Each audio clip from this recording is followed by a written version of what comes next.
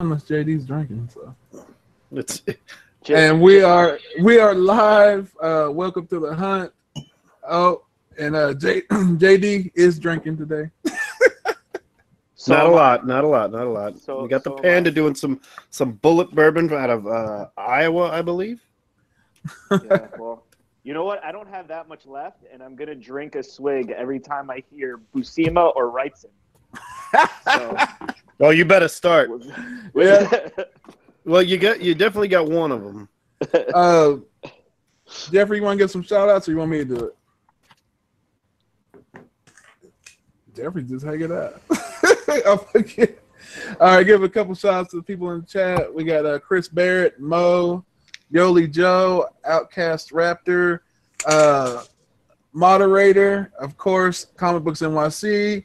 And as always, Sick Bill is one of our moderators in here. Economics and Comics. We got Wingnut. The Slab Dragon has graced us. And we got Soldier Only and Heather Johnson. Fuchsia Only. Mastodon Comics and Collecting.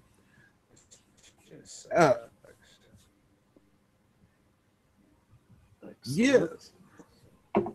So usually how we do this is like, do you want to go first? I got issues. Like we usually let the guests go first. Sure. And you just show we're just showing our 6 first books that we found in the wild, and then we'll do the are we doing the hustle first or the covers or the? I think we do the hustle and then we do the cover. Okay, yeah. Or whatever the challenge is. Is Jeffrey here, or is he like? I just see a picture of him wearing a Giants hat. Yeah, he was. Yeah, there he is. I guess he's trying to get his phone to work. Oh. Because like he's having a problem with his internet, but we are trying to make this happen. So technical difficulties.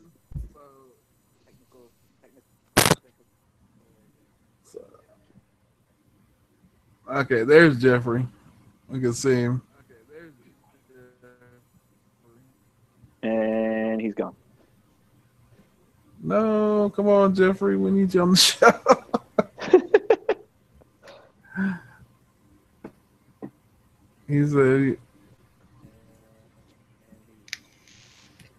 So if we can't, like, we can see you, Jeffrey, but if we can't hear you, so yeah, we see you. Let's see. But we can see you, but if we hear you. Oh, for anybody that doesn't know, let's explain. Jeffrey's internet went down, and he's trying to use his phone to do the show. So we're trying to see if we can get this to work. But while we're waiting,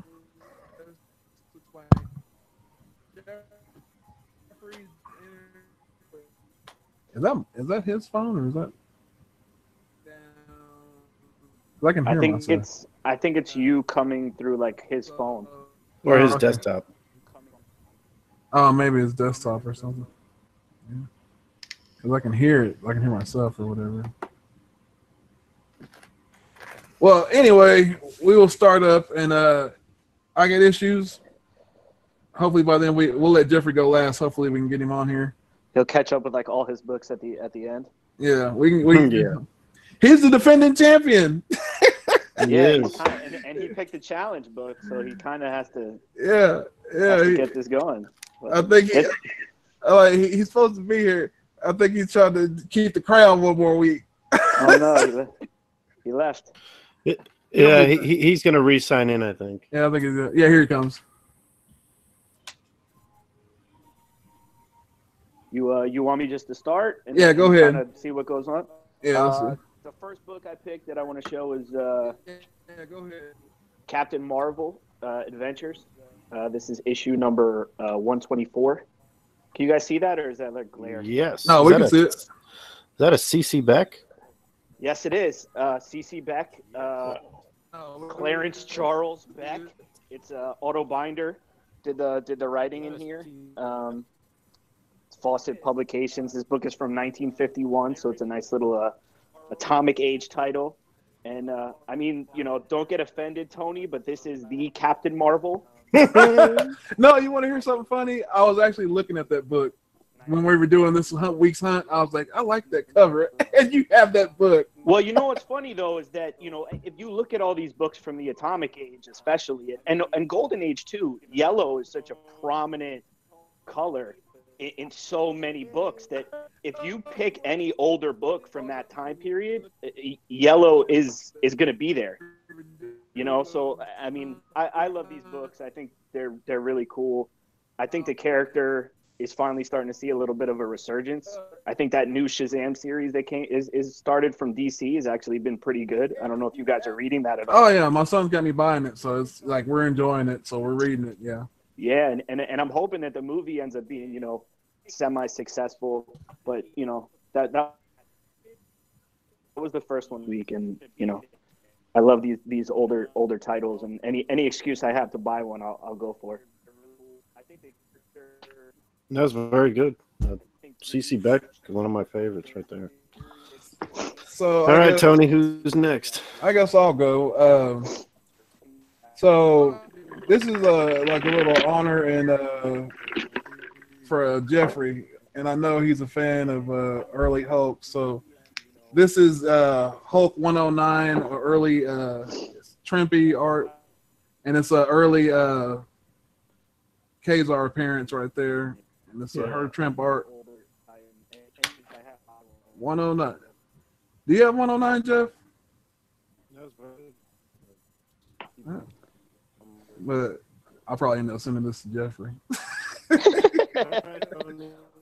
Well, he's Charles Hulk books, right? The early ones. Yeah, he's like, well, I'm in the middle of like we're looking for a 102 because like I want to get him a 102 and like get it to him because that's like everybody should have their favorite superheroes like beginning. Like I have Captain America's. I'm about to get probably Captain Marvel's. Not the one you showed. Not the one you showed. Not the imposter. You mean? Oh, the imposter! How dare you? How dare you? When you say that you're about to get Captain, are you talking about like Marvel or? Yeah, Marvel. Not Carol Danvers. No, not Carol. Okay. Carol just has the name and the title, and I show honor to her because she's honoring his name. So it's like right. So it's all. I do have her. What is it? First appearance on it. Uh-oh. Man down. Oh snap! You okay? Hand it down. You know what I dropped? I went to go grab something. So this is the one you're looking for? Yeah, I gotta get that. Yeah, because like I've been looking at them, but I just been like passing them up. Yeah, it's a great book. It's a great book to have. Yeah. Especially since you enjoy the character. I got up to get that. I can't see anything in this mask, and I tripped over my.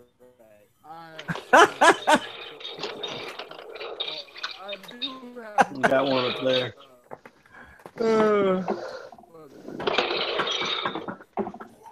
So, JD, what do you got for us? I know you got some of that Golden Age goodness for us. Well, I will be showing Golden Age, but not right away. I'm just going to do a shout-out and show my first books that I got this week, and these I actually got. These are the IG Comic Store exclusive Delato Daredevil 1 covers. You can probably see those two things. I got these from Gem Mint Collectibles, one of our YouTube community people. They did a show, and they asked a trivia question, and I was able to answer it. And they sent me these two within 2 days of it. I mean, and these are absolutely great, perfect condition, beautiful books. And they're Delato. You have the trade dress, and you have the Virgin variant here. Just great. I didn't have to pay for it. They shipped them to me. So just really sweet books right here for Daredevil right there.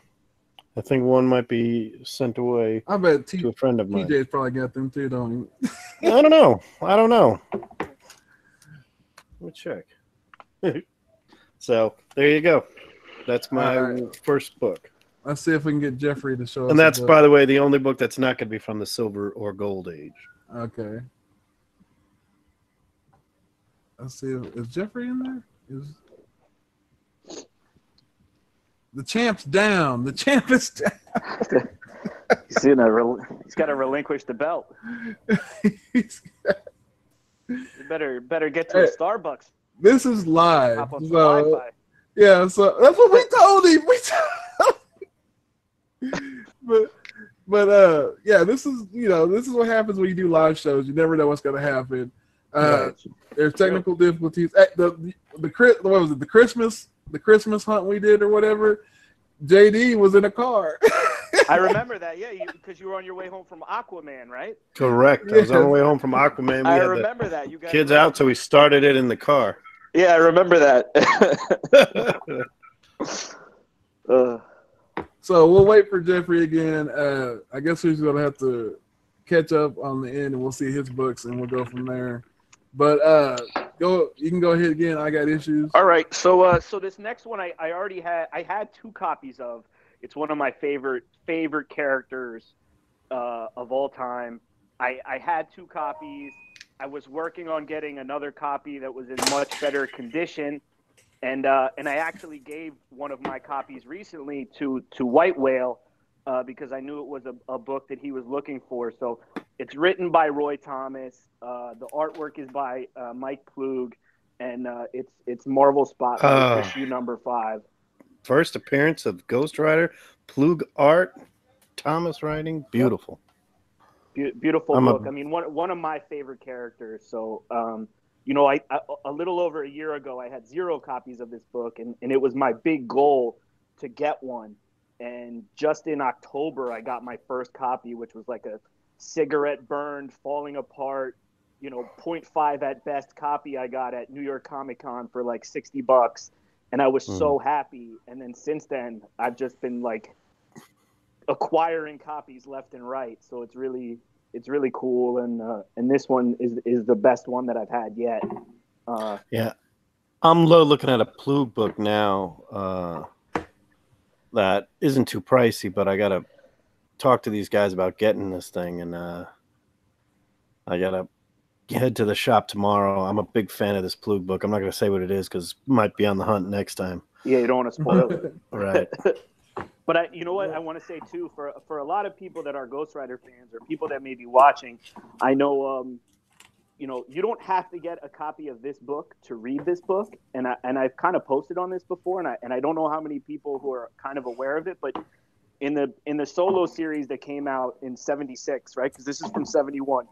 In the solo series that came out in '76, issue number 10 has a cover with the Hulk on it, and the interior of that book is a reprint of Marvel Spotlight 5 because the story wasn't done by the deadline, even though the cover had been done.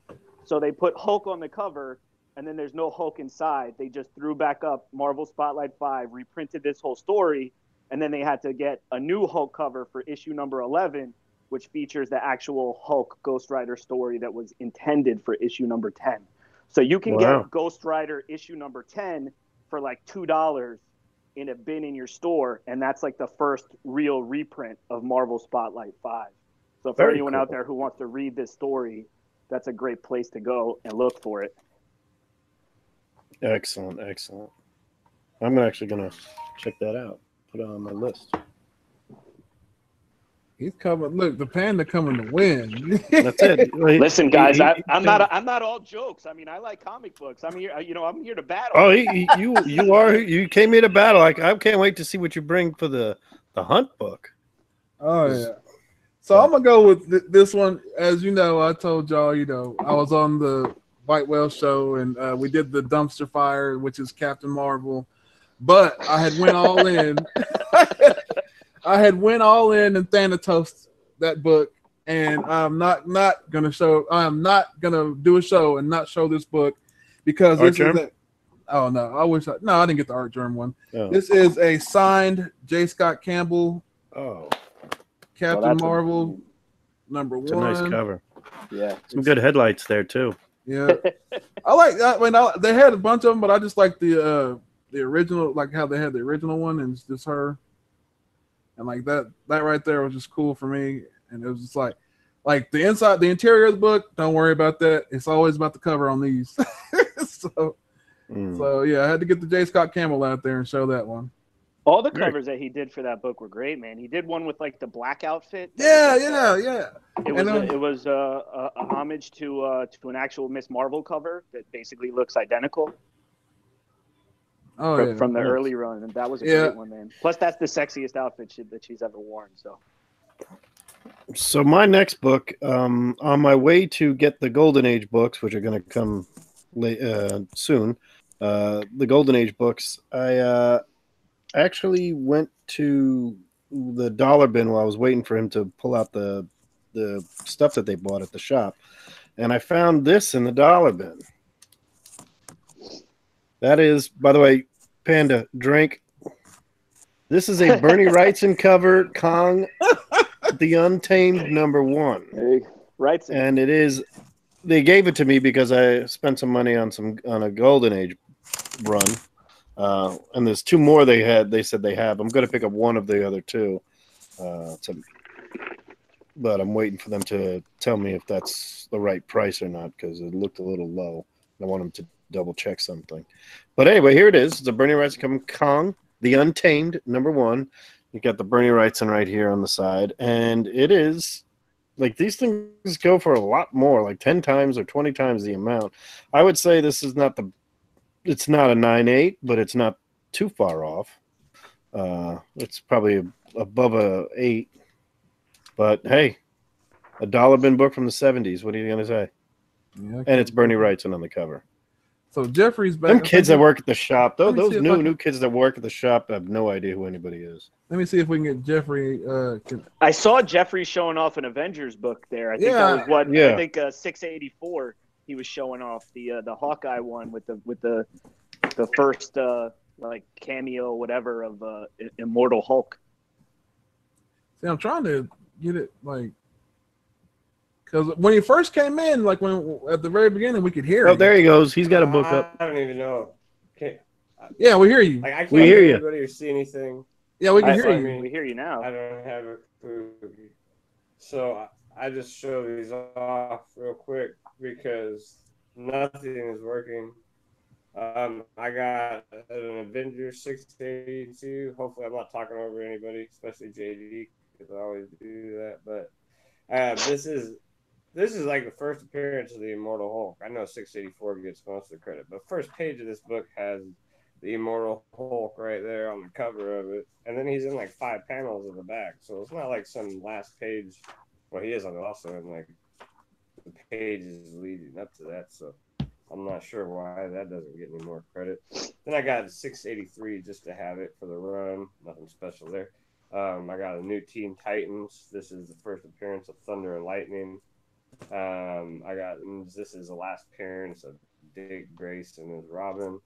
And then I was at Target the other day and I ran across this book. I'd never seen it. It's like DC Primal. It says it's $10. It's probably not worth $10, and I probably won't ever buy another one, but whatever.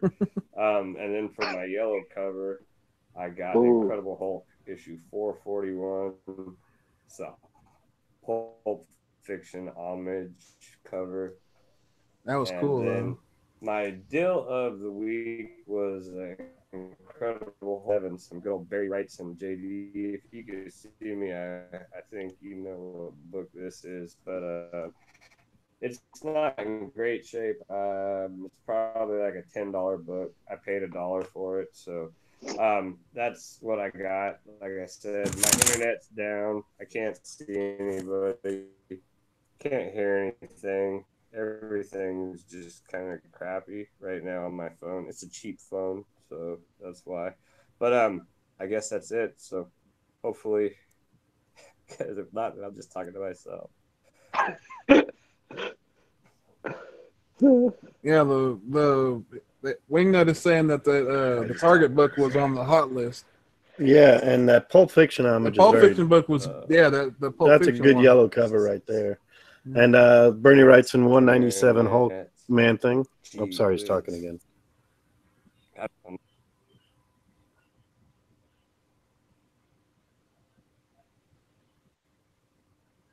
Oh, okay. We lost him. So I had just went. So it's actually Jeffrey did all his, I guess. So it is your turn now, JD. No, I think it's. Yeah, you Well, did. you were in the middle of talking. I did about Bernie your yeah, Wrightson. yeah, books, yeah. You did so, Bernie I Wrightson. mean, You did Bernie Wrightson. Yeah. Drink. so back around. Yeah, damn it. You know what? While I drink for Wrightson, I'm gonna have 2 more because I'm about to use one of your trigger words twice. Oh man, this is a dumb idea. Ah. Ugh. All right. So my last book was written by Roy Thomas. This book is written also by Roy Thomas, and it's got a cover, John Buscema, and it's got interior art by Sal Buscema, and that book is Avengers issue number 87, Very good book. Origin of the Black Panther. And that's not your yellow cover? I don't know if you noticed, but I've shown you guys a couple yellow covers. Yeah, you did. You did. I came to play. I came to play, baby. I came to win. You did come to win.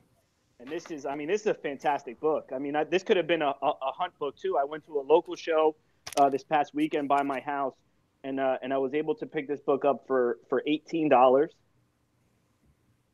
And I've been looking for it for a while, and just a perfect time to get it, you know, and just a beautiful book and a really great story. And you know what upsets me? And I mean, I don't know about you guys. I haven't really talked to you guys that much other than little messages here and there and watching the show.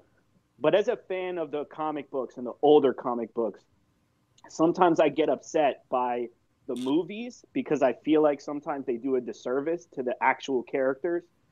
For example, in the comics, Claw is such a badass villain.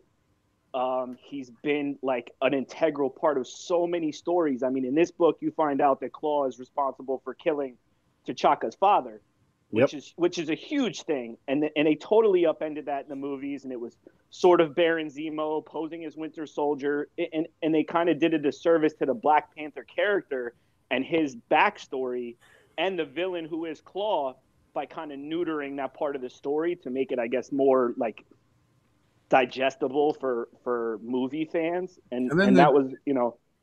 And then they killed him off.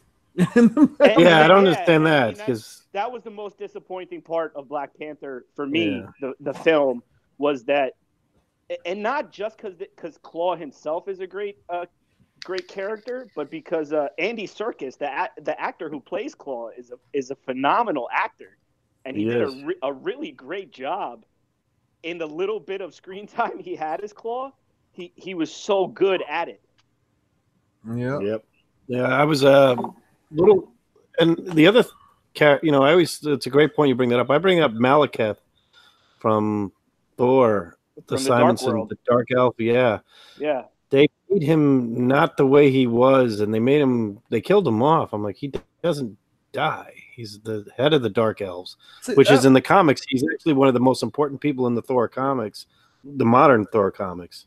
So. And he still is, because he's the main bad guy in the upcoming War of the Realms crossover. He has. Yeah, I mean, he runs Asgard eventually. Yeah. I don't know. It's crazy. Like when they do a movie, it's like they just intentionally kill the bad guy off, and it's like, quit doing that. Like, you know, you have to have them come back eventually to do something. Right. As a comic fan, I love comic movies, but I hate that sometimes the way they treat the characters. Yeah, you know. So I guess it's my turn. So I'm gonna go ahead and show this one. This is Eagle Comics. This is Judge Dredd's first appearance in the U.S. Yes. And if you've never seen that before, it's like I don't know if anybody I actually like the Stallone movie. I like the Stallone movie, and I like even though he took the helmet off, I like the Stallone movie, and I actually like the remake that they did, which is the remake was pretty good. Yeah, the remake was pretty good, and so like this right here, like is if you can't, because it's hard to get the UK versions of it, but you can. But it's like this is like if you can't get those, just get this. So this is for sure. So that's the Judge Dredd #1. I love that book, man. Judge Dredd's one of my favorite characters. On Instagram recently, Hulk and I did a panel contest, and I actually used a panel from that book, from the Judge Death storyline, as one of my trivia panels. Oh, yeah. Yeah, Judge Dredd is awesome, dude. I like that dude. Okay, we are breaking out some Golden Age, boys. Uh-oh. Uh-oh. We are breaking out an L.B. Cole cover with good girl art and an elephant to boot. This is Jay Disbro did the art inside. It's considered a bondage cover. It is from 1953. It is Terrors of the Jungle #5. It is L.B. Cole is one of my favorite Golden Age. You know, he did so many of those great books in the Golden Age. You can't see a lot of people talk about the Golden Age. You can name your Mount Rushmore of the Golden Age, and definitely L.B. Cole is usually on everybody's list. You can see that artwork right there and the colors that pop. This is 1953. Not his oldest work, obviously, but look at that. Just that's some dim legs is there, and you got that elephant. You know, I collect Golden Age elephant covers, so there you go. Yeah, it's a pretty good shape. That's your goal for this year, right? To get a lot of Yes, elephants? is to get as many Golden Age elephant covers as I can. Can I just ask you a question? Is there can you search for that, like elephant covers? It's like, how do you know what you're looking for? It is kind of tough. I actually researched for about 2 weeks every jungle style book of that era, as well as the horror codes. And I do have a lot of, I have seen so many of them over the years that I just kind of made a list of them that I wanted. And I create a list with each one on a different page. And what I can do is I go to about 4 or 5 different comic shops, the big ones, Metropolis is a good example, and DTA Collectibles that focus in on the Golden Age, and Worldwide Comics. But a lot of those guys are overpriced. But when they show up at my shop, my guy can find them. So I actually have a list of I think there's about 60 to 70 books. Obviously, I don't think I think it's going to be a lifetime goal of mine to get all this stuff. One of my, I will say that this would be considered a Stranger Thing. By the way, she does have a knife. Yeah, I've seen that. You have the knife, but she's tied up, so she can't use it right now. And let's give a couple of quick shout outs. We got Bake the Snake, Leon Legendary Productions, John's Comics with Kids, Bub's Comics, Barbarian Kung Fu, Rag 718, Kachon. Who else is in here? And of course, the Slapdragon's still here. I didn't mean to interrupt you. So it's I love the LB Cole. Actually, it's funny, when I got this thing, I think I sat down and looked at it for like an hour. Just looking at the details of it, huh? Oh, it's just ridiculous. Good stuff. I will be CGCing that one. Yeah, that's beautiful, man. I mean, I don't have much Golden Age stuff. I think that's like the one section of my collection that's very lacking. It's crack. It's like crack. I mean, you know what? It's worse than keys. They're all crack to me. You know, just in general. I don't know. As soon as I find a new thing to fixate on, it's over. Well, one of the things I talk about a lot about the Golden Age, and this is something, if anybody's ever interested in the Golden Age, it's not a seller's market or a buyer's market. It's you guys come together on a price, because there's no price guide, because there's like 6 of those on the census. 6. I don't know. I bought a book the other day that's got the only thing 3. I want from the Golden Age. JD already freaking knows what I want. And I am looking around, and we're gonna talk. I mean, I have some people I know that are gonna be at C2E2, and I told them to bring some moderately priced Sid Shore covers and maybe an Alex Schoenberg cover. What's that you're looking for, Tony? He's looking for some Golden Age Captain America during the war or after the war. There's a big difference. You want some cat punching Hitler action in your man? collection? If I could ever get ever get that, or just punching a Nazi, it don't matter. There's a bunch of those. Then there's so many where Bucky's tied up too. Yeah, I was like, what's up with the bondage on Winter Soldier? It's the era, man. It's the era. He also wasn't the Winter Soldier back then. He was just Bucky. He was right. The little kid in the war. He was the Robin to Captain America's Batman. Yeah. Almost in a creepier way, though. Yeah. Okay. So, Panda, you're up. It's back to me. Panda. All right.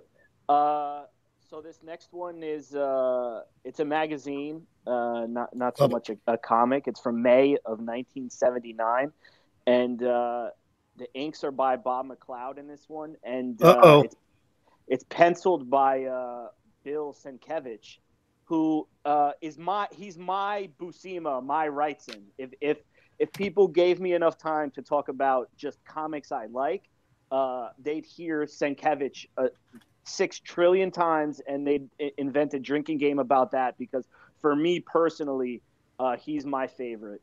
Everything he does, I love, even though his styles can be so drastically different. And his work from the 70s to the 80s to the 90s to now, there's such a progression in his style too. He hasn't stayed exactly the same. But the book is Marvel Preview, issue number 18. There it is. The story itself that I was referencing, the Sienkiewicz story, is Less Than Human, which is the Star-Lord story that's in here. Obviously, these contain a few different stories, but I bought this because of Star-Lord, who's in my top 5 of characters that I enjoy and that I collect stuff for. So I have almost all of the Marvel previews that feature him, and this is one of like the last 2 that I was missing. It had a yellow cover. Now was the perfect time for me to reach out and try to acquire one. And I did. So some good stuff right there. Actually, it's that whole run of those books are really good. And you bring up Sienkiewicz. I will be bringing him up in a little while. Oh, good. I can't wait. I'm excited. It's not his book though, but that's all right. That's all right. All right. So this one is a key, and it's more of a key right now than ever. This is Amazing Spider-Man 162. Jigsaw. Yep. Newsstand. First appearance of Jigsaw, which is the main antagonist in season 2 of The Punisher right now. So, and this is the early Punisher. Yep. Yeah, that's a great book, man. I don't have that one. That's a great book. So it's like, yeah. I mean, I could Oh, Chris Barrett, I could have pulled out some Moon Knight because my son's all about Moon Knight. Like, hold on, did I have? Or I think I put him up. I might have put him. Oh wait, well I can show. Hold on a second. This is just for Chris Barrett. I'm just gonna do something real quick. But this is part of my hunt right here. This is the first Jigsaw. Very cool. Hold on a second.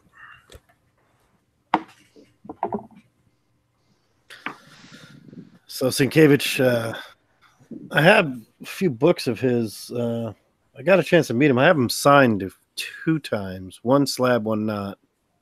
I have him sign one of my favorite covers he did of one of my favorite characters. So. Which one is that? Elektra.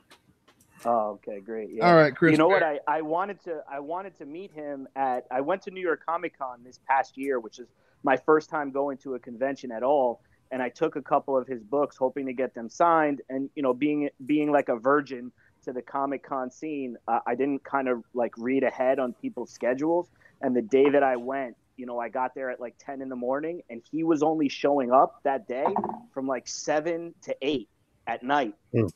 And I was exhausted and beat and broke by 4 o'clock. Yeah, that happens at cons. And so, I was like, man, I can't sit around here for 3 hours just to stare at him like a creep. So I left, and I figure, you know what, next year I'll plan better, and I'll do more research, and I'll do shit the right way. All right. So this is for Chris Barrett. This is like some of my son's stuff that I got him recently.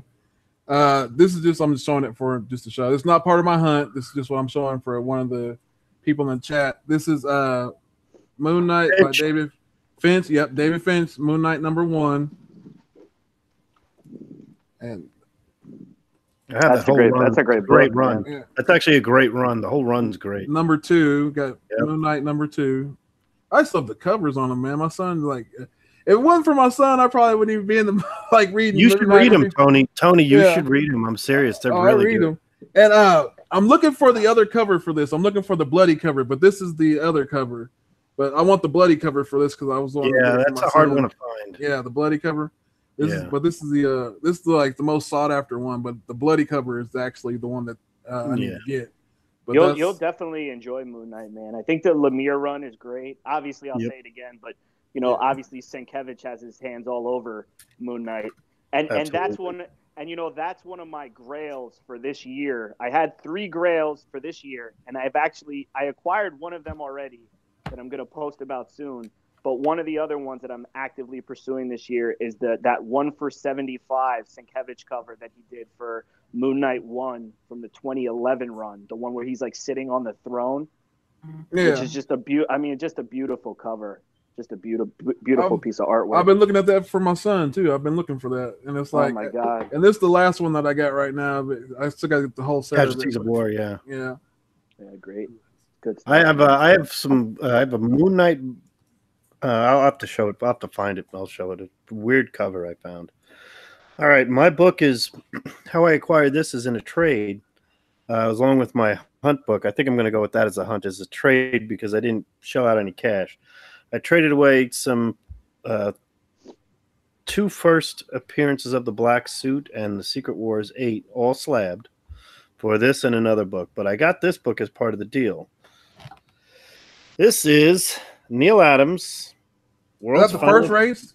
This is the third race. This is the finale of the third race. Now, if you remember we did a to slab or not to slab, I had the 198 of this. And I said it's at least an 8 or an 8.5. Well, this guy had about 6 books for me to choose from around the same price level that he wanted there. And a lot of them didn't really intrigue me in any way. Even the Marvel ones and stuff I might have had that might have been graded better. But this is a slabbed 8.0 white pages from 1970, December of 70. Neil Adams, beautiful cover, Batman holding the finish line, and these kids complaining about who won and, being typical millennial right there. But it's good stuff. That's a beautiful book. I'm very happy I got this book. I'm going to put the 2 of them together. A little bit of Newton ring action on it, but not too bad. But there you go. But that's a beautiful book. As I said, I traded away a 9.6s in MTU 141, a raw probably 9.2 plus of the Spectacular Black Cat cover one, and one of my Secret Wars 8s. I mean, I have like 4 or 5 of those runs. So there you go. Beautiful book. Oh, Panda's making a move. No, I just, what I wanted to show something else because okay, go ahead. That's all.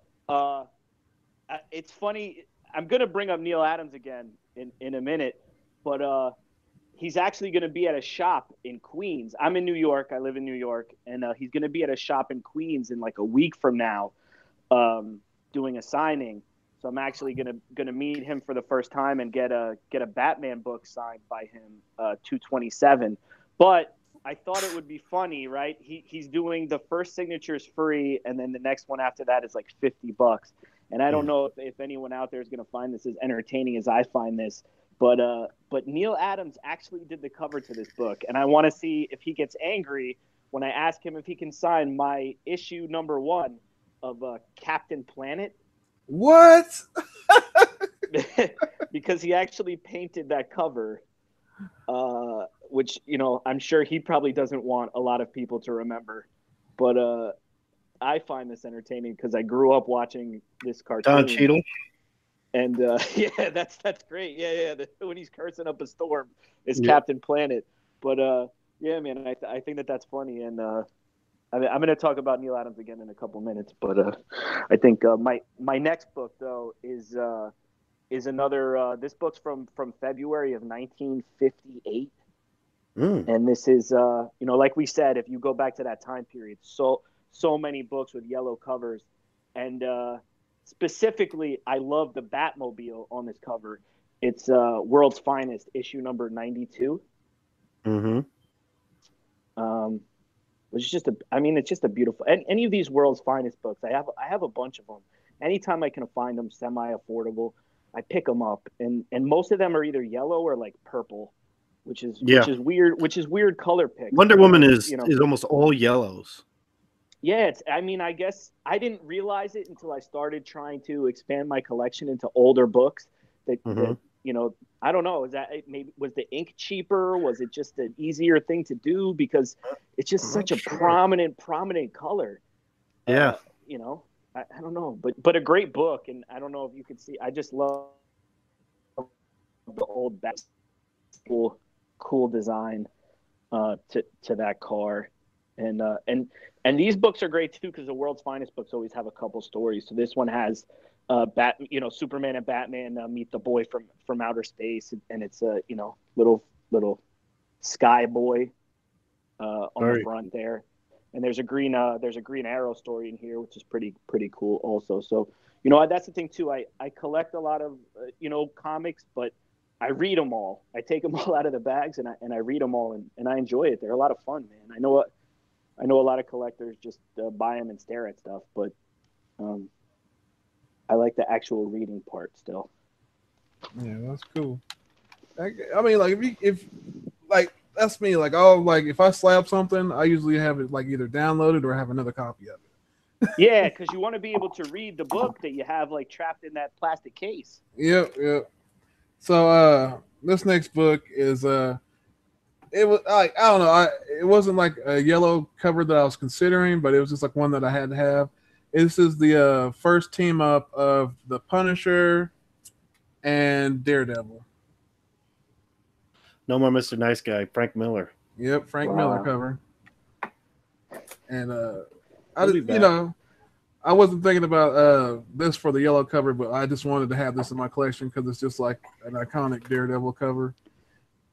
And it's a good thing that I didn't bring that one to the fight because I got that book this week also, and I did a post on it today that it didn't make my cut for my top 8. I saw that post. I love that post. Yeah. Yeah, I was like, I was gonna I was trying to get like all yellow covers like you were doing, but I was like, oh, I'm not gonna go all out like that. But I did. You said you go to the fight, huh? All right, I'm going back to the Golden Age. I'm going back to LB Cole. This is Terrors of the Jungle number 8. And look at the difference in just 1 year. Well, she's blonde this time. But you have another girl with a knife who's getting chased this time. And you look at this elephant on that cover. That's some more LB Cole. It's a beautiful copy. Maybe a 4, maybe a 5 even. From 1954. LB Cole again. Jay Disbro again did the art here. This is the last issue of Terrors of the Jungle. I'm trying to do it so you don't see the shine so much. I think that's the best way to do it. But it's a classic book right there.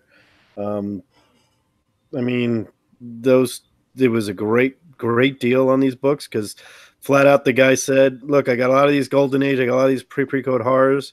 And I have some books here, some LB Coles that I don't think anybody knows what they are. I said, well, they're elephant covers, and that's what he knew I wanted. So, and this is nice shape.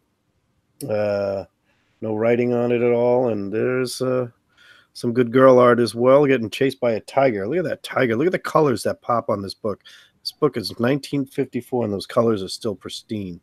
She's about to run into the fire. That's it. And she's about, she's not looking where she's going. Yeah, she's in trouble either way. Be careful. Be careful.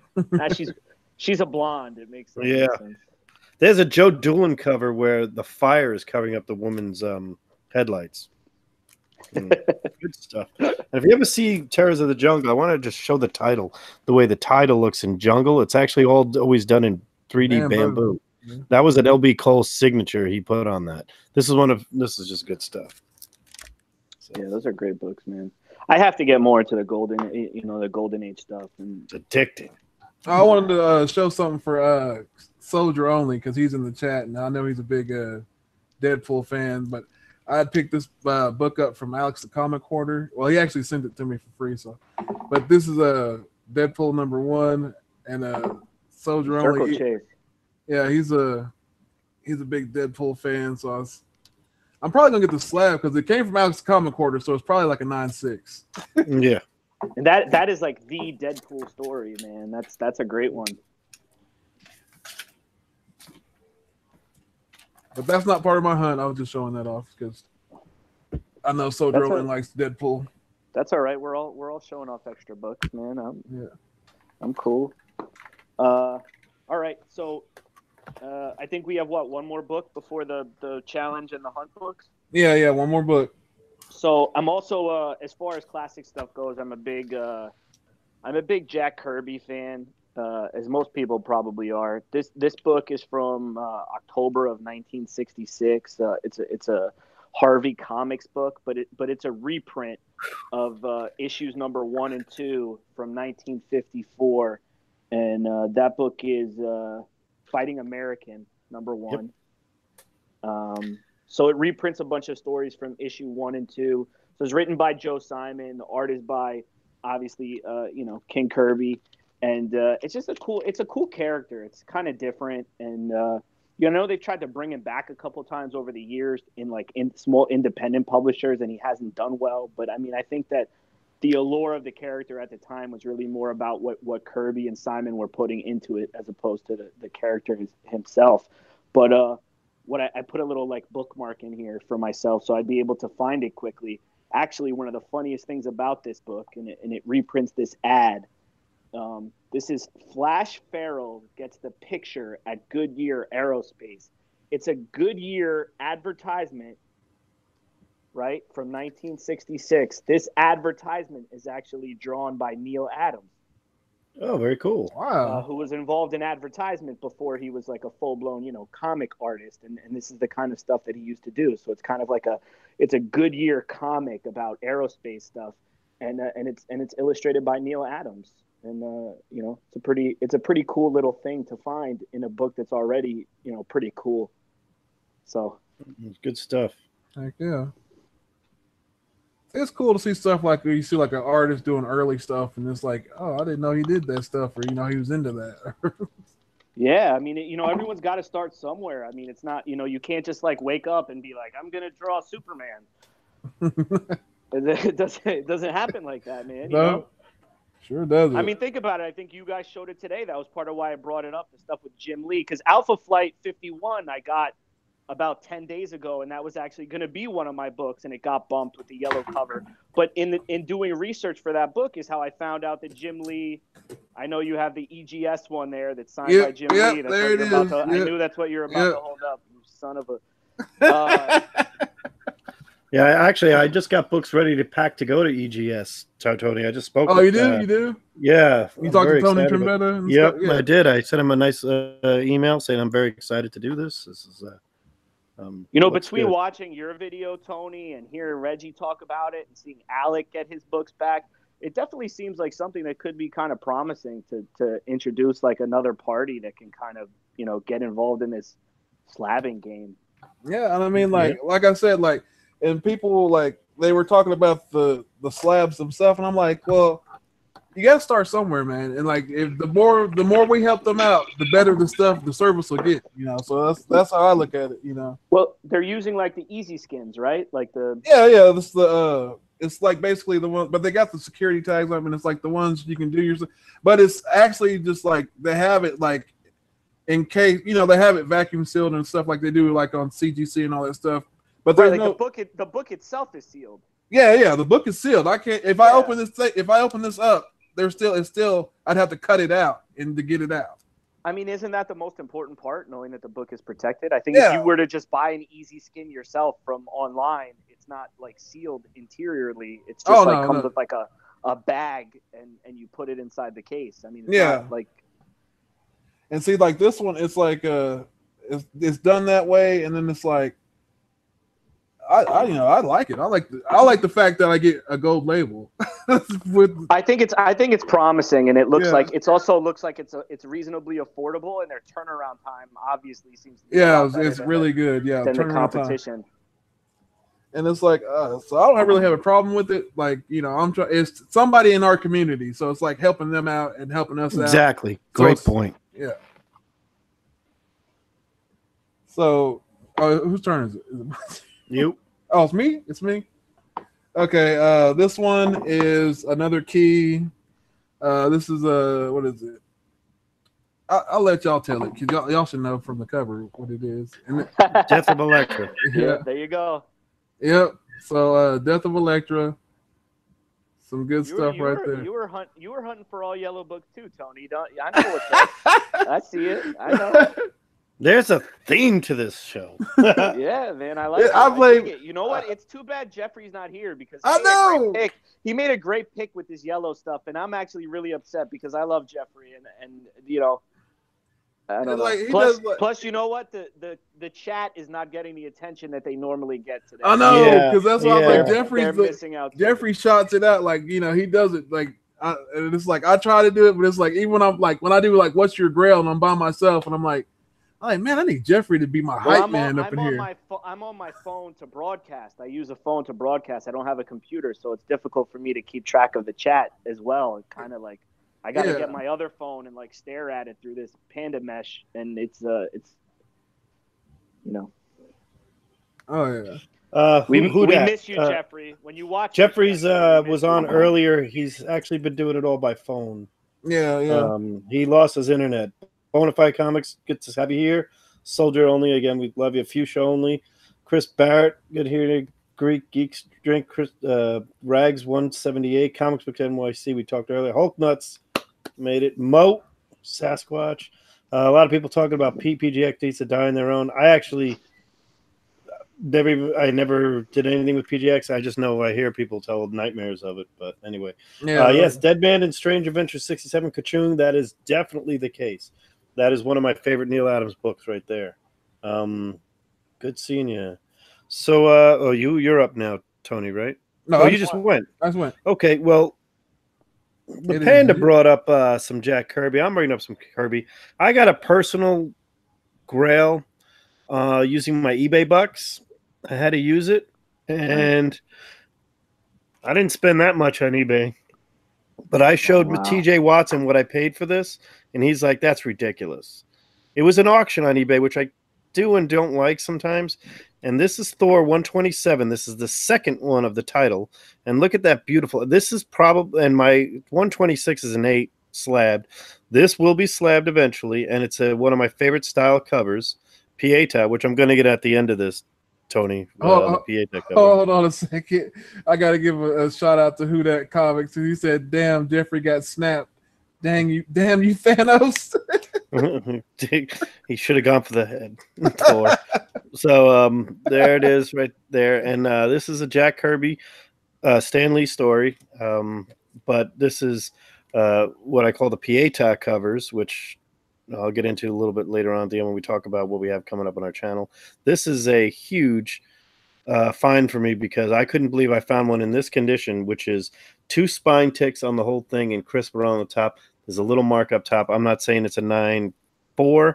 I'm saying it could possibly be an 8.5 of a book from 1966. 66, yeah. So I'm very happy. Yeah. I'm very happy. And I will tell everybody, I never discuss real prices, but because this show you can. I used my eBay bucks, which were like $18 and change. So this cost me a total of $6.40. Is that your hustle? Is that just... I know this was debatable. This one and this one. I was going to do this as a hustle too. Like you showed an extra book, I'm showing this one. Okay. This was $10, not eBay bucks. This was $10.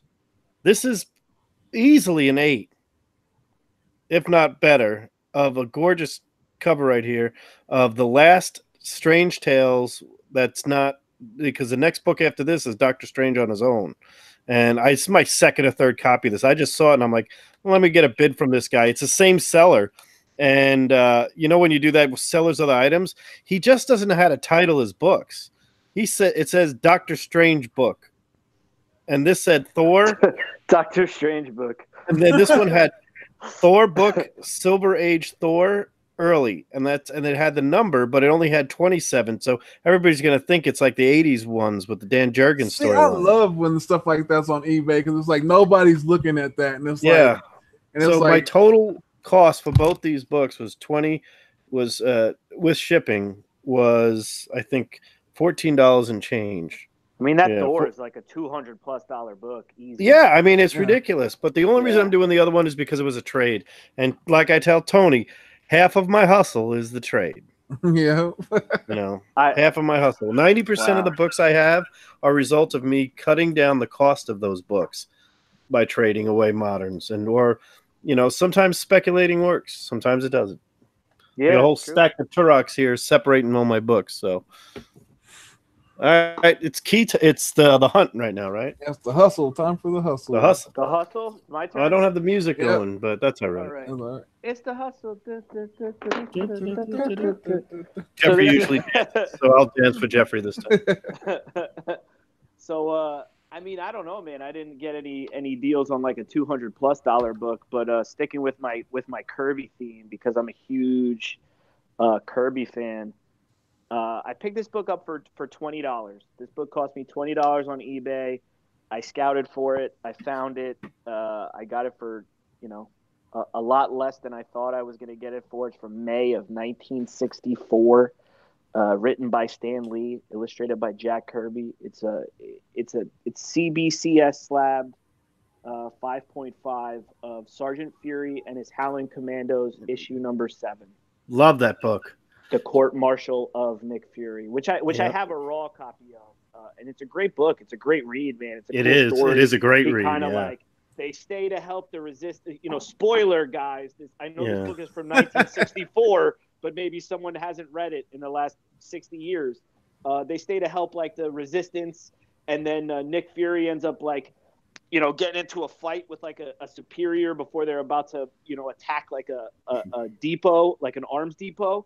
But then they get like bombed, and he like wakes up with amnesia. He doesn't know what happens, and they get like he gets court-martialed, and then while the trial's going on, then like the base gets bombed, and then he regains his memory and remembers that some German prisoner told him a while ago when he was captured that they were setting up a fake arms depot, and he actually saved everybody's lives by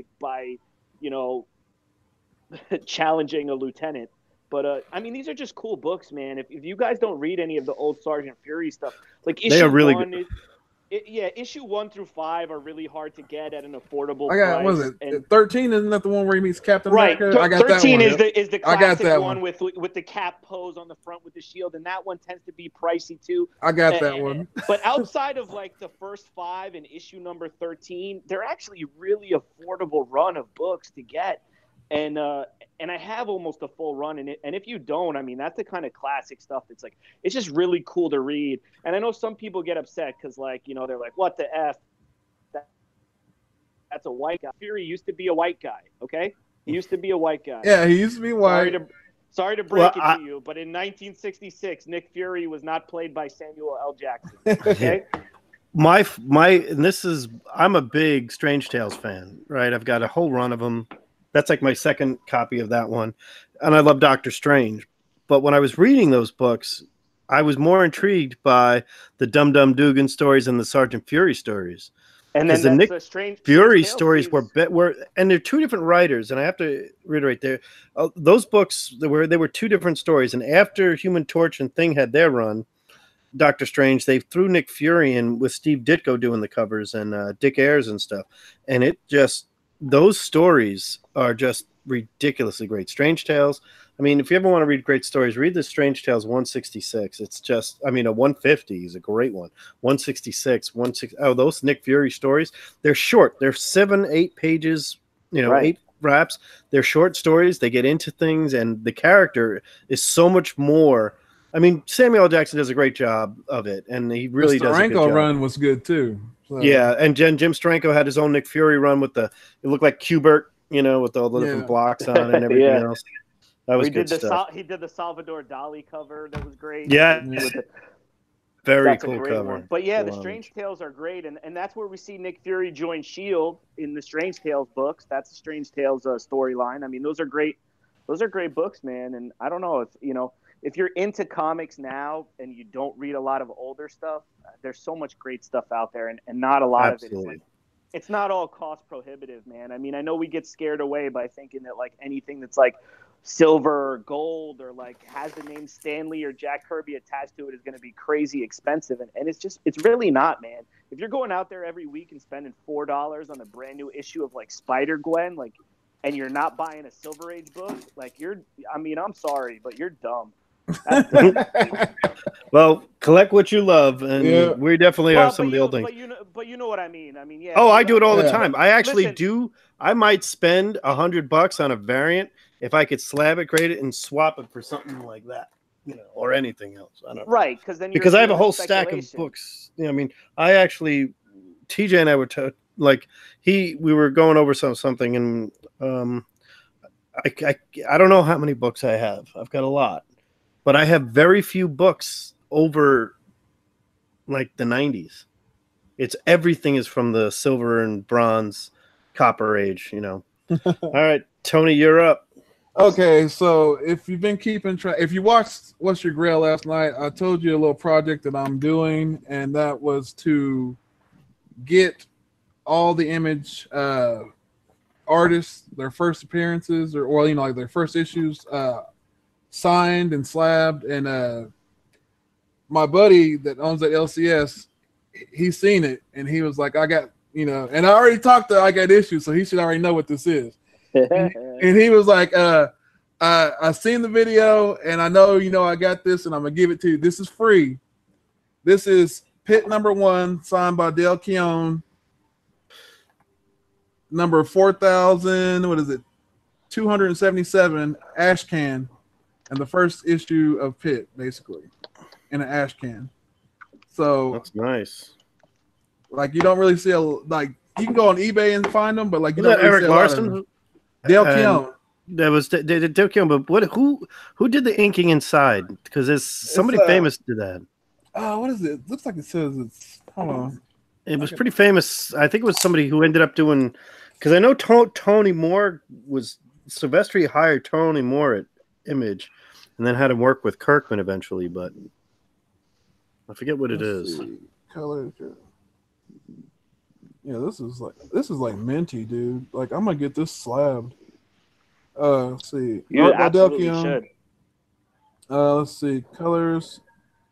And it doesn't even say who the. Yeah, it could be a hidden in there. See, look, there's all the names right there if you can read it. Yeah, like that's all the names to the people that are actually. Yeah, and it's like Dale Keown and Jeffrey would love this because Dale Keown used to do the Hulk. And yes, well, he did the 377 Professor Hulk cover. Yeah, he did the Professor Hulk, and that's what he was famous for. And dude, like I got this for free, so this is my hustle. So, and it's signed. I'm gonna get the slab because this is gonna count towards my Image. My Image goal for this counts. So very cool. Awesome. Very, very gonna go to the chat for a minute here. Yes, we're. Barbarian Kung Fu. David Hasselhoff was the first Nick Fury. Hello, White Whale. Good to have you here. Mr. Wingnut is here. Chris Barrett. Geek Drinks and Comics. Kachung. Okay, let's get into my hustle of the week. My hustle of the week was I traded away a 9.6 Marvel Team Up 141. I traded a 9.6 Secret Wars 8 and a book I paid $5 for, Spectacular Spider-Man, was at 92 the black suit stuff that was going on. And I had if you ever watch those unboxings, I did the unboxings with the Secret Wars, but I kept saying this is my second copy of the Secret Wars, and the Marvel Team Up wasn't a big one, but it was a Daredevil book. And I got the Neil Adams 8.0, and I got a second book, and I said, are you sure you want to do this? He said, sure. I'm a big fan of Spidey, and I love the black suit. And this the movie was really bad, and I don't think it's really that big of a book. I said, okay. I disagree with you. That is the first appearance of Elektra, Daredevil 168, 9.4 white pages. Oh, see, look, that's funny. I know. I already said this will come up again, like the Sienkiewicz story is. Yeah, this is it. Here we go. This is the book that I traded away. A Marvel Team Up 141, which is a Marvel Team Up book. Let's be honest, it's a Marvel Team Up book with a costume change, and I understand it's a costume change. But this is a 9.4. This is a trade, so I didn't have to shell out cash. And I might crack this open because I looked at the grader's notes and it said dent, and I can't find the dent, and they probably fixed the dent by slabbing it. but there's a dent, but it's not even color breaking up here. And I bet you this can get it even higher grade. And I'm not saying I would never break open a 994, but it could be. And there is some Newton ring action going on. I'm not going to lie to you on there. But this is a Frank Miller. This is the first appearance of Elektra. And, I mean, I am a big Elektra fan. I've never had one. I might have had one, but I might have not known what it was, and I might have lost it. I not a big Bullseye fan. Being a Daredevil fan, I'm not a big Bullseye fan. I think Kingpin's the better villain. And actually, it's just by the way I am. I like Kingpin. I like Wilson Fisk. I always like those guys. The guys that stay in the background and don't do the dirty work, that's my shit. But there's two reasons I like this. One, because my buddy Matty Thanatos, and I know he's not here right now, but if he's out there, he always says Zatanna and them legs. I am going to put the challenge out there right now that we do another debate show. Who's hotter? And comic covers, which is hotter? Elektra covers or Zatanna covers? Elektra. Of course. Elektra. Because I got a bunch of the cicadas in legs. there. I like them legs, though. I know. It's got to be a good battle right there. Zatanna versus... So we got Elektra, the first appearance of Elektra, the first Ash Can appearance signed by Del Keown of Pitt for you Image fans, and we have Sergeant Fury and the Howling Commandos. Issue number 7. Beautiful. Jack Kirby, Stan Lee. So it is up to the chat to decide who has the hustle of the week.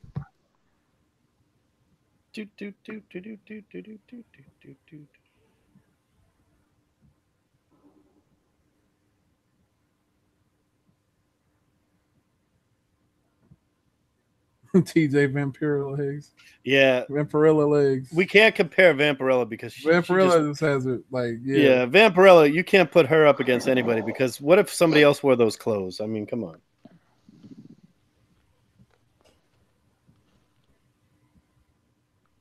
I see some pits. Let's see. But I think JD actually won this one. I see another pit. I see Issues got 2.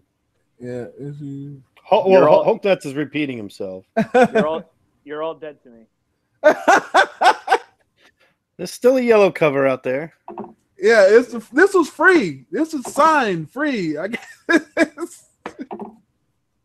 but I'm gonna have to give it to Hulk Nuts keeps saying Tony. I got a couple votes. I'm okay with that. Thank you, Kachu. But JD has won. JD has won the hustle. So we're gonna give it to JD. Now on to the yellow covers. Yellow. All right, my turn. Economics said, "Oh, never mind. Tony Free wins. Yeah, this was free. This is the actual first appearance signed. This is for like when I talked about my project I'm doing which is getting all the Image artists' first issues.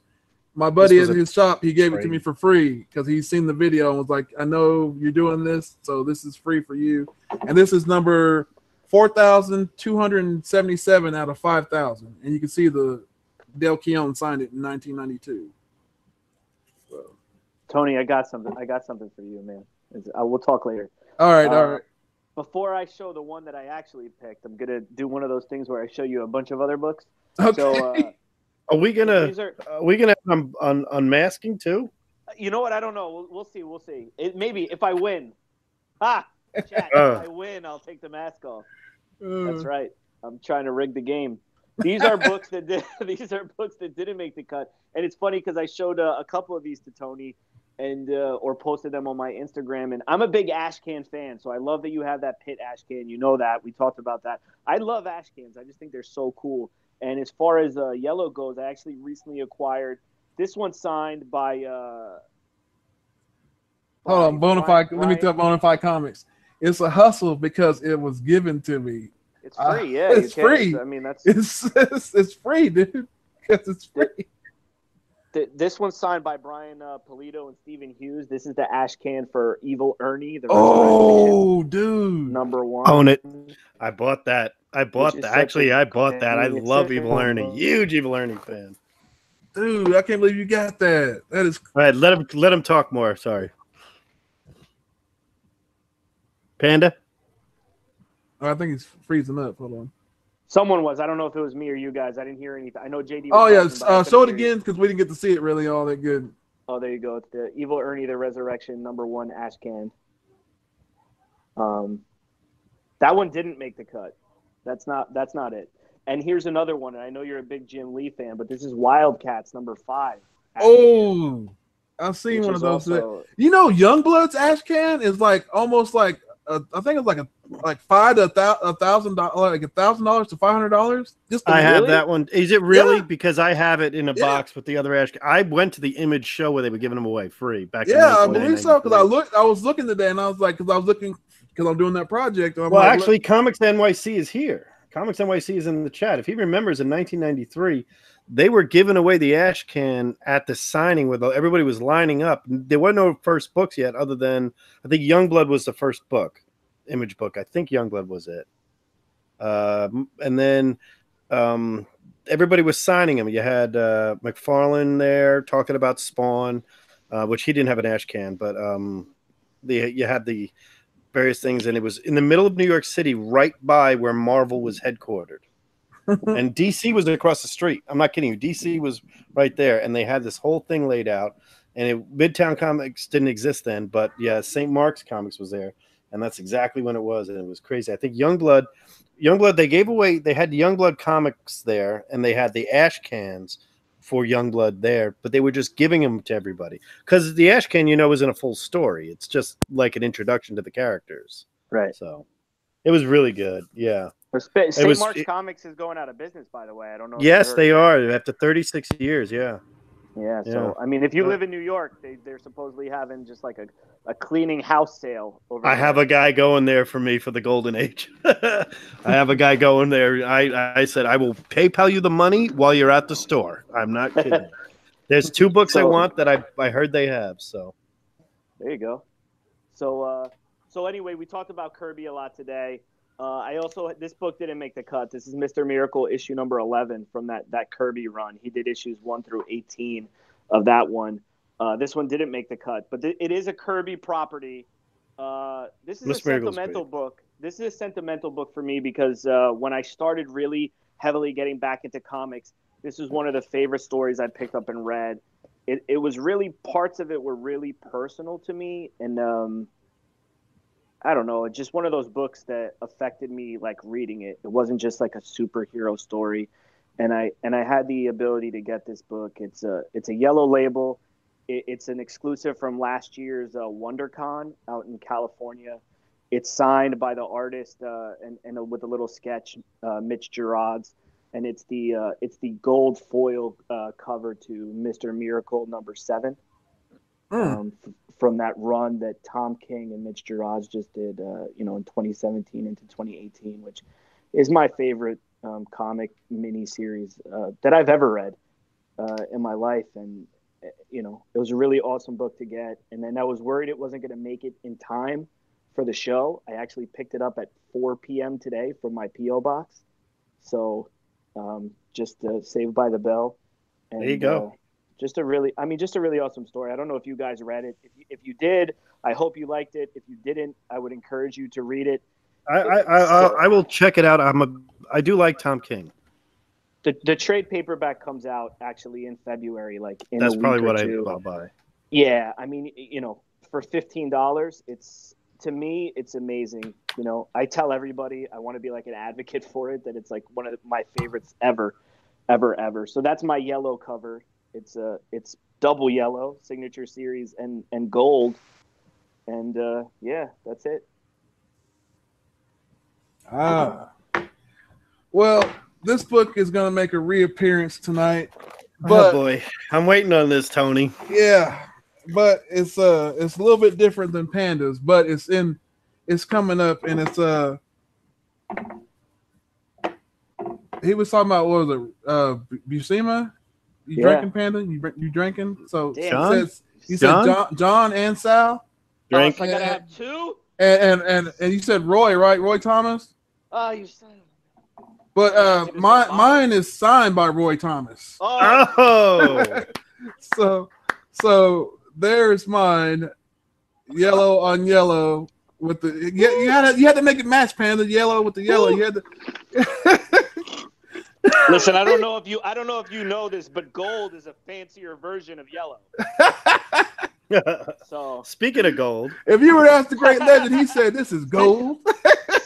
speaking of gold, So Tony, this you know is- I'm not gonna not tell you how much I love that book. I have my book. I am definitely gonna get mine slabbed eventually. And this is signed by Roy Thomas. Yes, it is. That's yeah. Roy Thomas right there. Yeah. It is a beautiful book. Again, the best storyline, best run of Avengers is the run from I'd say like mid 70s on up, with the artwork inside and the storyline. Roy Thomas taking over the writing was great. But Let's see what. He it's said, time "But." to show some gold. And do you know any Golden Age artists there? Can you name one? Name one. Anybody name first name in the chat Golden Age artist. Tell me one. Matt, what's his name? That narrowed it down. Matt Parker. Matt Baker. Matt Baker. Yeah, this is not a Baker. I do have a Baker, but I didn't get it this week, so I can't do it. LB Cole. I already did LB Cole. Comic Books NYC pulled it out. This, gentlemen, is Thrilling Comics number 63 from 1947. Schomburg. It's an elephant. This is an Alex Schomburg. And the best part is it's a Sella Alex Schomburg. Now, which means it's Alex backwards, by the way. This is a elephant cover and good girl art. Scantily clad, 1947. Pretty copy. Look at those colors pop from 1947. When we talk about a yellow cover, we're bringing out 1947 yellow cover, and it's still popping right now. This is it. It is absolutely my elephant cover I wanted. There's only one other one I'm really want. It's Tales from the Crypt. I think it's 32. There's another one that's way too expensive, but this is there. It'd be Jungle Comics number 2, by the way, on that one. And there's some Matt Baker art I definitely am looking for. Now, this is Schomburg 47, so it's not Schomburg doing Captain America. You know, it's not Schomburg doing Submariner or anything else, but it's Schomburg drawing some good girl art and an elephant. Thrilling Comics number 63. Pretty good shape, I would say. It is absolutely... It's going to be graded and pressed. But when I sent out that message to TJ that TJ heard it, and then to Tony, when I said I got a call from my LCS on Saturday morning, and I pretended I was the Big Lebowski punching the top driving there. This is the book that they called me about. They called me about this book, and they said, we have a book here. We have a stack of books. They actually have a Submariner there, but I think it's restored, and they're double checking. They're going to get it graded. But I said, yeah, it's a beautiful copy, but it looks restored. But it is that's my yellow cover, gentlemen. That's beautiful. So we got that book. We got a signed Avengers. Roy Thomas, the guy that wrote the story, signed yellow on yellow on yellow. Just so everyone remembers, I showed Schomburg that first. He showed I TJ'd him. I slab dragged him. I pulled it up a little notch. You know what I'm saying? Just saying. Nobody showed any of my books again. But, this is gold, yellow, gold, yellow, gold. Yeah, but mine's Golden Age. Mine's Golden Age. So we got wait. Gold signed Mitch. So we got what's Mr. the chat Miracle. saying? We got Kirby. the chat, and they say we got 2 for issues, 1 for the Avengers. Let's see. They got 1 for JD, 1 for me, 1 for me, 1 for me, 1 for me. I won. Bull. I'm calling BS. Someone in there take a true count, because I don't know what Tony's reading. I'll read all the Tonys. I'm reading. Don't forget Jeffrey still has that Pulp Fiction. I know. Hulk in there. Don't forget, yeah, Jeffrey did have that Pulp Fiction Hulk, and I feel like I'm relieving him out of it. But this is comics history, gentlemen. I mean, no offense. I'm going up against John Buscema and Kirby Mr. Miracle. Look, I'm reading the chat, and it looks like a lot of more issues in there than Tony's. I know you're the host. Now they're going issues. What is it? I'm seeing a lot of Panda love in the chat. Because they're all Miracle fans. That's not my fault. They got good taste. That's all. Panda by mile 98 shoddy check. Oh, yeah. Yeah, You guys, baby. those books might be rare, but this is scarce. Alec, this is scarce. Alec already voted. Who for that it. said? Who that said? Tony. So wait, let's recount this. Hold on, we're gonna have to recount. There's a Hanging Chads. NYC is right. Hanging Chads. I don't know. Issues. So I like Panda winning this. That's it, baby. I like Panda winning this. All right, so we'll give it Book to. it. We'll give it I to, do like Panda winning this because you want to know why? You got to take your hat off. You got to take the mask You off. sons of bitch. Well, some people have already seen me, but okay. We'll do that. I'm a normal This person. is not an Don't unboxing. This is an unmasking. It's official. I'm here. It's official. I'm a real Panda person. wins. see, Congratulations. only on the hunt can you get to see the You get to see the Panda Panda. unmasked. That's it. It's official. It's been done. Now I have to get a new hat. Now I have to be a different animal now. I don't know. It's gonna have to find Be an a new elephant. one. Yeah, that's it. I'll be an elephant. We'll take a picture and send it to you. Put it on the wall. Very cool. So, Tony. What is up? Well, you actually have what is it? You won. So Yeah. What are we doing? Like, what are we gonna do? For the next hunt, I believe is February 15th. Yeah, 15th. Yeah. February 15th, the next hunt, which is after TJ and Watson and I debut a new show called Stranger Things. Be sure to watch that. Oh, I will be watching that. So I'm going to ask you guys to go.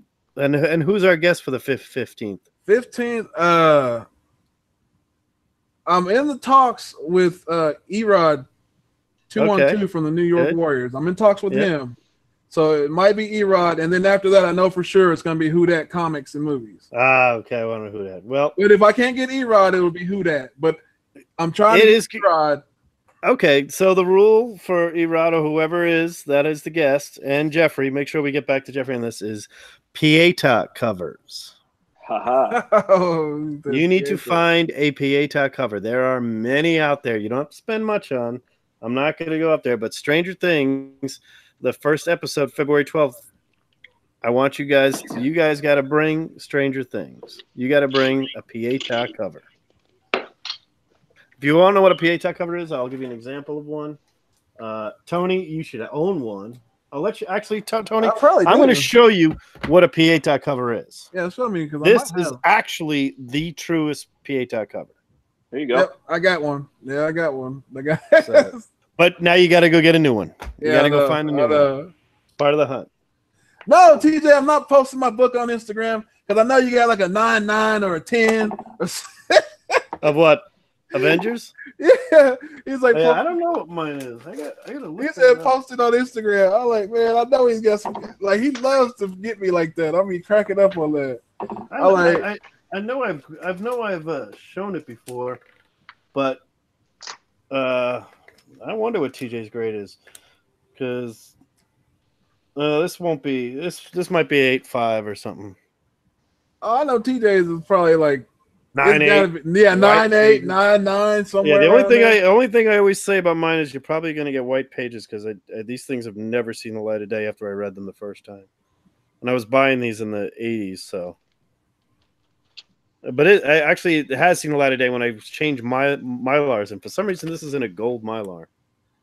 So, by the way, did you see Bueller's show tonight? I'm going to check out that new Max lights. I'll find out what that is. Oh, 9.2, TJ. Nice. No, he said no. Who that said I had a 9.2 of that book, and then TJ's like, just a 9.2? See? Oh, I love it. See? But Pieta Cup is what it is. There are many out there.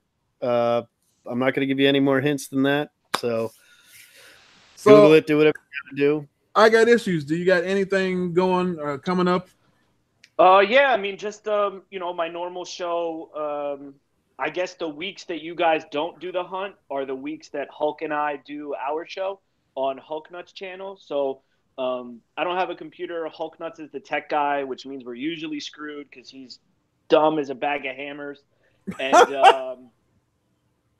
so Friday nights at 9 o'clock West Coast time, we do our show. It's every other Friday. So next Friday, the 8th, we'll have a show, and we're going to be talking about just kind of our experiences and tips for like buying books at like your local shop, at local shows, at cons, and just whatever else we feel like talking about next Friday. And Cool. that's all we have planned as of right now coming up. And then we're probably at some point going to do a show with Bill with Economics and Comics. We'll do a show, all three of us, kind of tackling some subjects that we're into that I think Bill proposed that we'll call Comic Cartel. Since I'm Spanish and Bill's Spanish and Hulk looks like he's Mexican, so we'll not. get it done. He's not. No, man, he's not. But that's what I said. I'm like, come on, man, you can't. I mean, you're a Hulk fan, but you're like a 5 foot tall Mexican. It doesn't make sense. But if an Asian scientist can become the Hulk, then why not Amadeus Cho? Yeah. It's a new age at Marvel. We can all be superheroes. Actually, I did like Totally Awesome Hulk, to be honest with you. There's parts of it were cool. I mean, it was well written.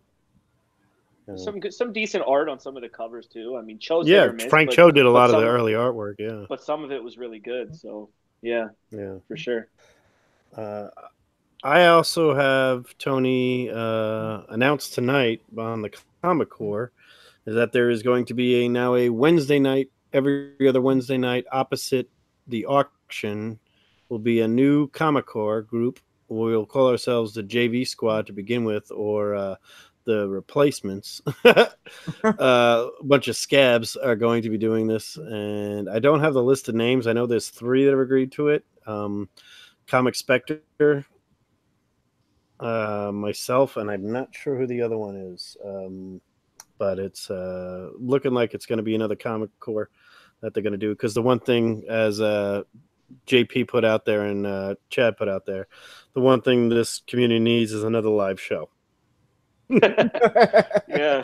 So that's it. And I've got the Stranger Things show with TJ, which it's going to be very interactive on what we do. We're excited about it. So. Well, the only thing I got going on is we got to do slab or not to slab, and I got to find a guest because, like, I haven't really, like, I've been so busy doing What's Your Grails, like that's every week. So it's like I got another episode of that coming up, and I got to find a guest for that too. So it's like, I'm just kind of behind, but not really. It's just like I just got to put. Wait a minute, is that White Whale in the chat? He's in the chat. Yeah, he's in the chat. He got here a little late, but he's here. So I've been trying to get White Whale to get on one of these shows for like ever, and I could never get him on because I know he's busy and he does other stuff, but it's Comic Books NYC, and congratulations, you hit 300 subs, dude. Congratulations to Comics NYC. He had 300 subs, and that's cool. I'm glad he did that. And it's like, I got Reggie was doing his contest, which reminds me that my contest ends on Valentine's Day, the day before my anniversary, because my wife's gonna kill me on the anniversary. She's like, "You did what?" So Economics is suggesting my partner in crime, Hulk Nuts, for your next episode of To Slab or Not to Slab. Oh, we could do that. Yeah, we could do that. Is Hulk Nuts in there? Because it's Monday. It's like if he's free Monday, because that's when it's going to be Monday. I'm sure his kids go to sleep by then. I mean, everything. You guys all do everything West Coast time. It's like 1 a.m. here in New York. We live at your mercy. So. So just let Hulk Nuts know that if he wants to be on the show Monday, well. Yeah, I'll shoot him a message when we get off here and see if he's interested in doing To Slab or Not to Slab. I think he left after I won because he gets salty every time that people like me. That's funny. And we know why you won, because they want to see you without the panda helmet on. That's all right. No, I don't care. A win's a win. I don't care. I'll just play it. No, I'll play it. No, there's a lot of But no, they say like Mr. Miracle though. They say Mr. Miracle is actually like that's all I've heard. There was Russian collusion. It's okay. Oh, Russian collusion. There was bots involved, and there was, I don't care. I'll take it. A win's a win, baby. Oh, he came in and won though. That's good. So, Chung just said salt nuts. That's good stuff. Economics, I hate you issues. Bill's a crybaby. Bill, don't be a crybaby. I love you too, buddy. I'm gonna do my Bird Box challenge video soon. Don't worry. Yeah, I have to do that too.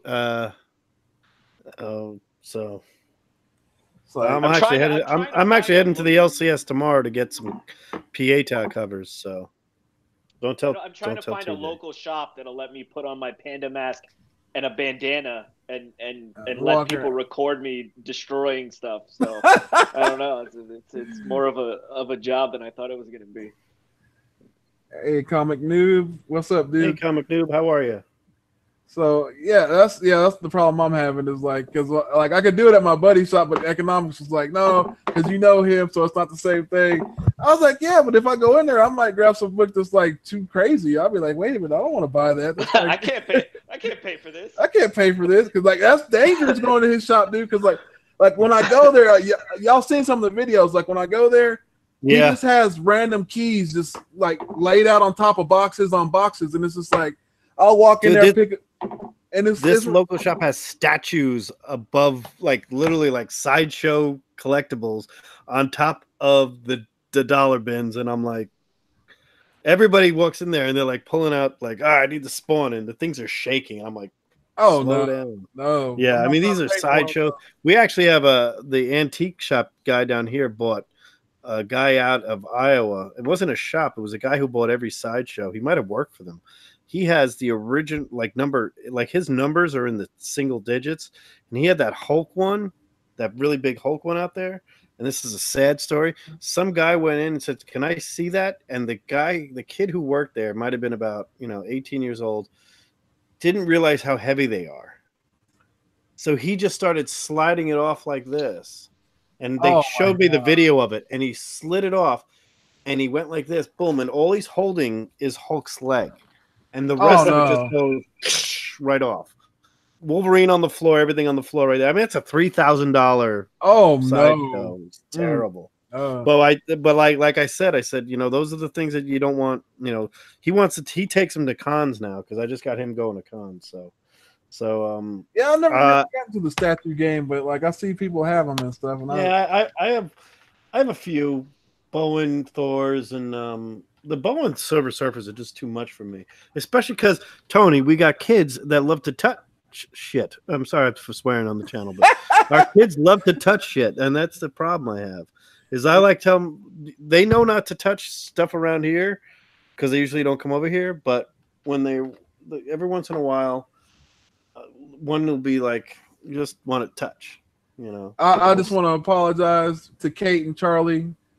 Because I know if John's Comics with Kids watches this, that was Uncle JD. That was.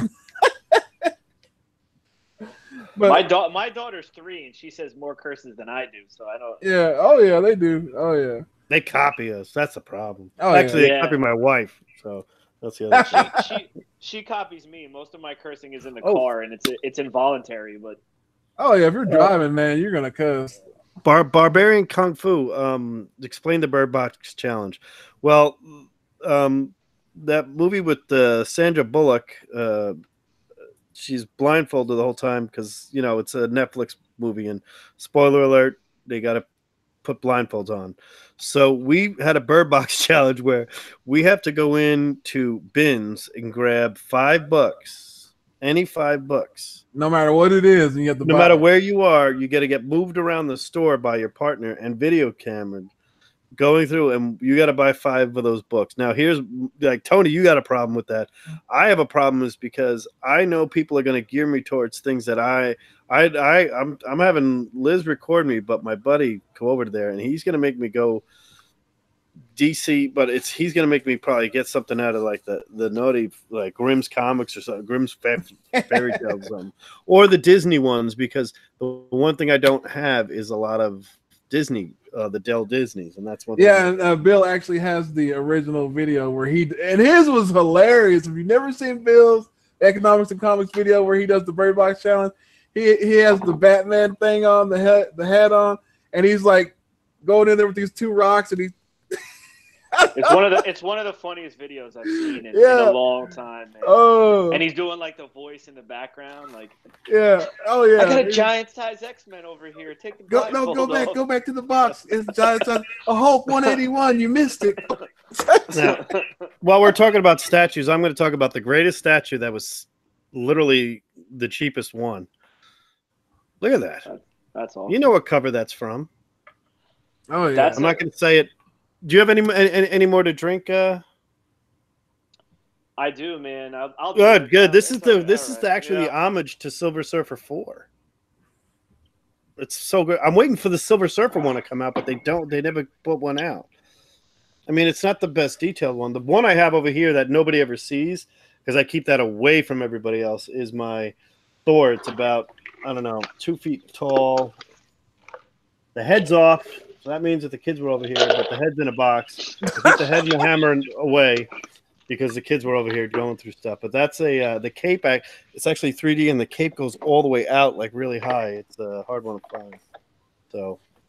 So Bill said he's gonna edit it and put it back out so everybody can see it again. And I'm telling you, if you haven't seen it, dude, when I first watched it, I was like, that was the funniest thing I'd ever seen in my life. And the voices that he did, I was just like, oh, this is crazy. Yeah, it was really good, man. So you have to go back and watch it when he re-releases it. Go back and watch that stuff. But we'd like to thank y'all for joining us. We had some technical difficulties. Jeffrey wasn't here. Sorry to not have Jeffrey here. Yeah, we're sorry we didn't have Jeffrey here. But he should be back on To Slab or Not to Slab, or he's either going to be on, the next episode of The Hunt. He should be there. We just have some problems. Pieta covers next time. Yes, yes, I know. And I will have one. I will have one. And I'm gonna start hunting for it now. I'm gonna start hunting for it now when I get off of here, because yeah. And hopefully our next guest will be Erod212. So we'll see. I'll have to find out. But if not, it'll be Who Dat Comics and Movies, because he is scheduled to be on here. It's either going to be the next episode or the episode after that, but we'll find out. So stay tuned. And thank you, guys. And if you didn't get to catch it, watch the replay or the recap of What's Your Grail with Reggie Simmons. That was awesome, by the way. That was one of my favorite episodes you did. That was a very good one. It was a great show. What I mean, I'm gonna Tony. I know you and I are bros and everything else, but What's Your Grail is one of the top shows out there. It really is one of the most informative and entertaining, and like my wife watches it too. Oh, she gets an idea. Oh yeah, she watches this. I mean, she never misses an Alec show, and the Alec and John show. She thinks Alec's the funniest thing on the planet. So, and it's like, what was funny is like Reggie was like, well, what are we gonna, what are we talk? And, I was like, oh, like I told JD, I wing all the shows. Yeah. Like, anybody that comes on, I have no subjects. We just get on there and I start talking to you.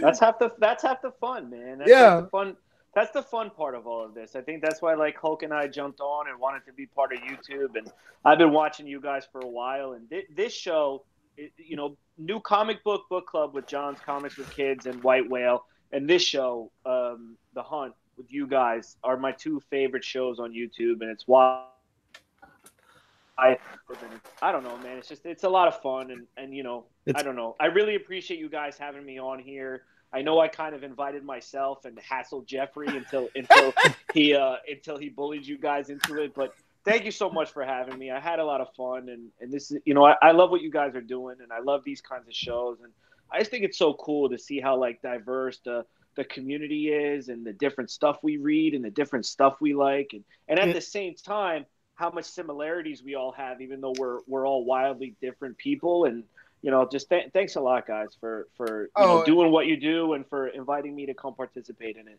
I'm glad you came on, and the first time you've been on Mask, and it was on The Hunt, so that's kind of cool. Yeah. And, there you go. Well, and one more book I wanted to show. Like this didn't make the hunt, but it was like it was almost a pick. But I was just like, nah. But oh, I love that book. yeah, I had to. Yeah, I had to show that's that an early Venomized Wolverine. Yeah, that's an early one. That's a good one. So it didn't make it, but I was just like, I had to get it because I love the cover. So actually, who is that? Stephanie Hans? She's at C2E2, I think. I don't know. It's either Tyler Kirkman or Stephanie Hans did that, because they were the two main people for that run. At least I think. But like I own a lot of those. I went crazy with those Venomized covers with the moderns because they were dirt cheap. They were just like modern variants. I got that the Quasar. I forgot which Quasar it was, but it showed the first Venomized Thor or whatever. I had that 33. Yeah. Yeah, that's a good book. Well, thanks again, everybody. Yeah, thanks. Wait, hold on a second. I think the panda's trying to show something. Oh, Jesus. I keep kicking that glove over, man. I keep mine up here. I keep mine next to all the Thanos stuff I have up there. I should show this. I actually have never shown this, and I should. Can you guys see on the upper left? Oh, is that the Thanos? See? Yeah, the Mark Bagley painting. Yeah, that's gorgeous. That is clean. I love Mark Bagley, man. Yeah, I mean we can. I was shocked that he was able to give me that. That top two rows that you have are never visible. Like you're shelving those. Like everything up there is never visible either. Yeah, on the top shelf, there's a Star-Lord helmet up there. Iron Man helmet, and my hockey equipment. You took that one. And then some old stuff that I collected. Some stuff from my family. Hess trucks for anybody from the New York area or New Jersey. But the top row is all Thor, and then Silver Surfer 40, Fantastic Four 48, and then all Thanos keys, which is really just 55, and then a bunch of stuff behind each one. There's usually stuff behind each book that I don't. I usually try to change it around back here because I move the AF-15 back here. So you do like I do, JD. I'll switch everything around. It's like I have to, because you know what? A lot of times I'm like, if I do a signature row, and I've been focusing in on the Darth Vader versus Thanos thing because I'm doing another commission I have being done by one of the. I'm actually not going to tell you which cover it's going to be because I'm going to show it eventually. But it's another commission I'm actually going to do to pick up. But it's another Thanos versus Darth Vader cover. I want to do another cover swipe. Like I did the Sistine Chapel. That's not really a cover, but but you got the Thor 126 cover here, and you got the Silver Surfer 4 cover over here. So I want to do another one. And I had the same problem. I had the same problem, guys. I never know what to put back here. And so I just kind of My wife's always like, why don't we move all your books and stuff like in the spare room, and then like you could film in there. I was like, no, the mantle stays. It's just like the mantle is already on the internet, and she's like, what are you talking about? I was like, the mantle's there. I was like, you got the Wall of Truth, I got the mantle, and JD has an obscene amount of books. Yeah, I do. I'm stupid. I mean, I literally have short boxes back underneath, behind everything over here is all short boxes, and then there's a stack of them over there. And I don't know. That's why I'm starting to. I got a little Watson in me, I guess. I'm starting to pack things up for people here and there. Well, because I'm like, I got too much of this stuff. We're gonna shut it down because we're running a little in the. Thank you, everybody. Innings. Please, thank you very much. But this is the rest of my undecorated room, just so everyone can see that all my comic books and stuff are actually back there. Oh man, yeah. It's just sort of there's just no decor. It's just a plain room, but there's it's all. Just you need to talk. You need to talk to Reggie because Reggie can tell you how to set up all that stuff on the wall because he does that video and he has all that stuff. I wish I could. I wish I could, but like Tony, I'm like you. I got brick all over the place. Yep. I'm in an old warehouse, so I'm in literally my apartment or house, I guess. Is an old warehouse. So yeah, we're in the middle of a city in a old warehouse building. Loft living. Yeah, we're trying to raise kids that way. It's crazy. Yeah.